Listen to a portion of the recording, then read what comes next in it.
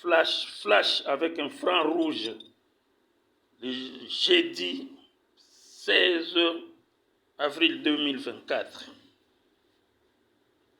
Le numéro 5, le défenseur du président de la République, Obama le Poutine à Kinshasa, Poutine le Kremlin en RDC pour exterminer et terminer la guerre à l'Est, là-bas où on est en train de vraiment de saboter, ça c'est le sabotage international, de saboter le peuple congolais, propriétaire de leurs richesses, propriétaire de leur pays, et imposer la loi à la RDC pour respecter ça, afin que la guerre puisse terminer.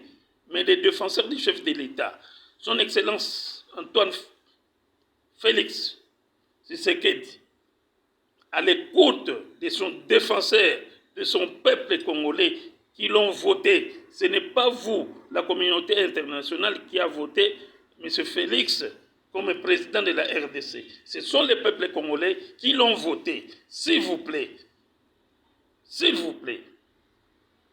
Donc, nous défendons notre chef de l'État, nous lui donnons les idées. Parce que ce sont les idées qui peuvent faire marcher ce pays et que sa vision puisse se réaliser avec Dieu. Ce n'est pas la communauté internationale. Bien sûr que oui, vous avez la force, vous avez tout, avec l'argent. Vous avez l'argent, venez faire la guerre, exterminez le pays, prenez-nous en charge, hein? Exterminez-nous pour qu'on puisse vous laisser ce pays-là et que vous, à votre part maintenant, vous les remettez à Kagame, les Rwandais qui veulent annexer la RDC avec son pays, et vous serez contents. Monsieur le Président, s'il vous plaît, là nous sentons en RDC ici maintenant, l'actualité actuelle c'est la Constitution.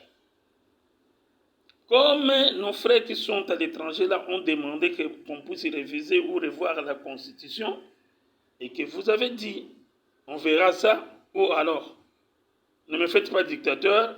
Donc, ça devient monnaie de singe, monnaie courante de cette Constitution-là.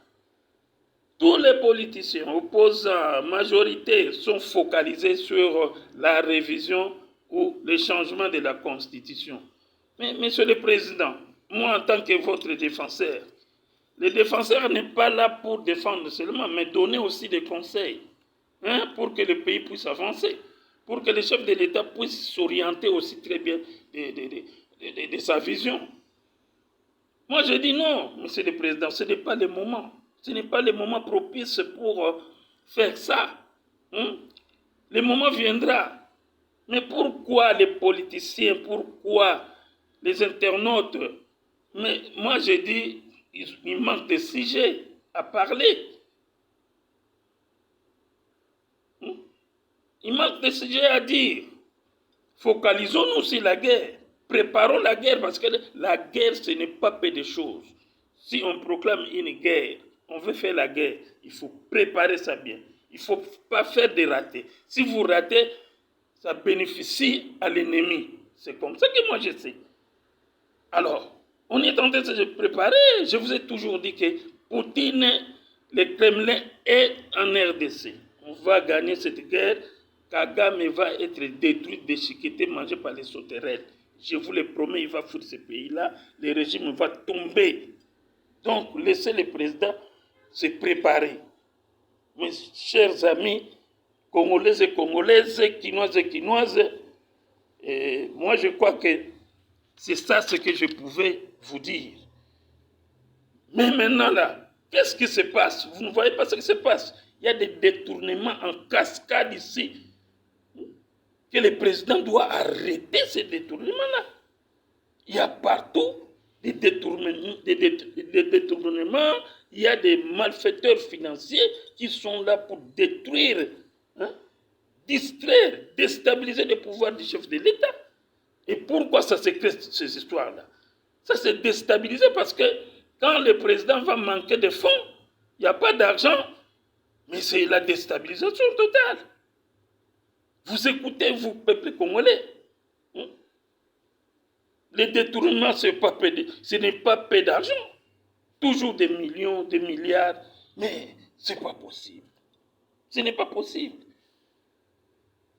Même la morale du chef de l'État, en ce moment précis, ça va être comment? Avec tous ces détourneurs-là.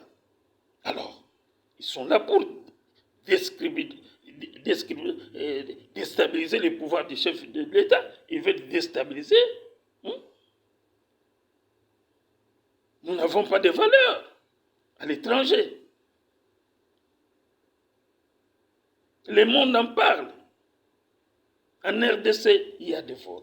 En RDC, il y a des détournements de fonds. Beaucoup d'argent. Mais aujourd'hui, nous, peuple congolais, nous souffrons. Est-ce que la communauté internationale, ces étrangers-là, vont croire en nous? Est-ce qu'ils vont faire confiance au président? Alors, tout cela, bref, c'est la déstabilisation du pouvoir du président de la République. Et ce n'est pas correct, ce n'est pas normal. Faisons des choses comme des grands politiciens. Mais je trouve qu'au Congo, il n'y a pas de politiciens. Franchement parlant. Le pouvoir, c'est le pouvoir. Chef de l'État, vraiment, je vous en supplie, arrêtez tous ces voleurs-là. Tous ces trous-là, tous ceux qui ont volé, méritent d'être entendus et arrêtés, restituer les histoires, l'argent de l'État congolais. Vraiment, c'est ce que je pouvais vous conseiller. Parce que je trouve que vos conseillers ne peuvent pas vous dire ça. Jamais. Ils ne peuvent pas vous dire ça. Parce qu'ils sont corrompus par les malfaiteurs financiers. Alors, une occasion qui était en or aussi, Monsieur le Président, et que vous avez raté cette occasion en or, c'était quoi? Vous étiez en France. Vous avez entendu écouter que non, il y a bombardement. Il y a eu bombardement de M23 avec le Rwandais La Pole. Vous avez interrompu votre voyage pour rentrer dans votre république. Monsieur le Président, c'était une occasion en or. Si vous étiez rentré directement à Goma là-bas, Monsieur le Président, et que vous avez assisté dans les camps de réfugiés, tournez là-bas, Monsieur le Président. Tournez en face du Rwanda, parce que Goma, c'est presque le Rwanda. Tournez là-bas pour dire à Kagame, voilà le M23. Vous avez tué mes peuples. Vous allez voir, je vais répliquer. Tournez ces gens-là. Assistez vos compatriotes, votre peuple qui vous a voté, qui sont morts à cause de l'injustice, à cause de l'impérialisme, la communauté internationale qui soutient M. Kagame. C'était une occasion en or, Monsieur le Président. Il fallait aller là-bas pour une journée, même 48 heures, et que vous rentrez directement à Kinshasa, vous faites une réunion de sécurité en demandant à la sécurité, non, on va répliquer cette guerre-là, on va tuer, on va remettre dans une zone qui n'est pas habitable du Rwanda, attaquer là-bas, envoyer des missiles, soit quoi que ce soit, les munitions de guerre, attaquer. Ça allait être très très bon. Et alors, vous saviez comment le monde allait trembler? Le monde allait trembler à la place que vous rentrez directement à Kinshasa, vous recevez M. Kabouya. Kabouya, qu'est-ce qu'il va vous dire pour les militaires, pour la compte de guerre? Qu'est-ce qu'il va vous dire, Président? Vous dire seulement ce qui se passe à l'Assemblée là-bas? Ils ne sont que là derrière les postes, ils mettent les gens. Donc, voilà, il va vous embrouiller. Moi, je trouve que ce sont vos ennemis. Ils ne vous en veulent pas. Ils ne vous aident même pas. Parlez en ce moment les histoires de l'Assemblée nationale, tout ça. Ça ne vaut pas la peine, Monsieur le Président. Focalisons-nous sur la guerre. Préparez la guerre. S'il y a des anomalies, des petites anomalies là, Tu sais, tu es le chef de la nation, tu sais comment tu peux arranger ça. Mais ce n'est pas le moment opportun pour que vous puissiez parler des histoires des assemblées, du Sénat, tout ça. Mais il y a du vol qui se passe. On n'a pas vu un ministre faire des condoléances aux familles éprouvées. Même pas un politicien opposant qui soit majorité. Rien du tout. Personne n'a pu penser à tous ces mondes-là qui meurent là-bas à Goma. Sauf leurs postes.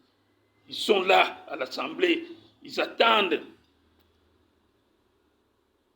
comment ils vont être placés. Comment ils vont voler encore de plus. Chef de l'État, à bon entendeur salé, moi je pense que avec arrogance, si vous avez donné sur ça, vraiment le monde allait trembler. Et puis, ça allait entrer dans l'histoire internationale. Non, c'est pas possible. Voilà ce que j'avais à vous dire, mon chef, c'était ça simplement. Et prodiguer des conseils, afin que votre vision soit vraiment avec Dieu et réalisée pour les 5 ans que le peuple vous a donnés. Alors, moi, j'ai beaucoup regretté pour les décors là internationaux, ça devait faire impact dans le monde entier que non, le président de la RDC s'est fâché, il va remettre, il va répliquer, il est décidé, il a fait des réunions par-ci par-là, le monde international, ça allait être un décor terrible.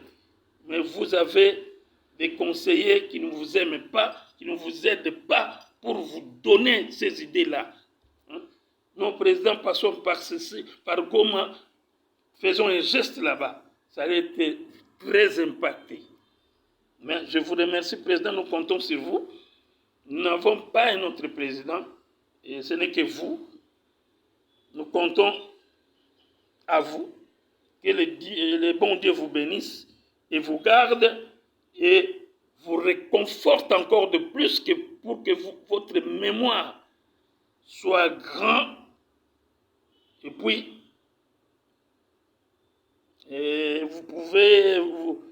vous fassiez ce que le peuple congolais attend de vous. Merci.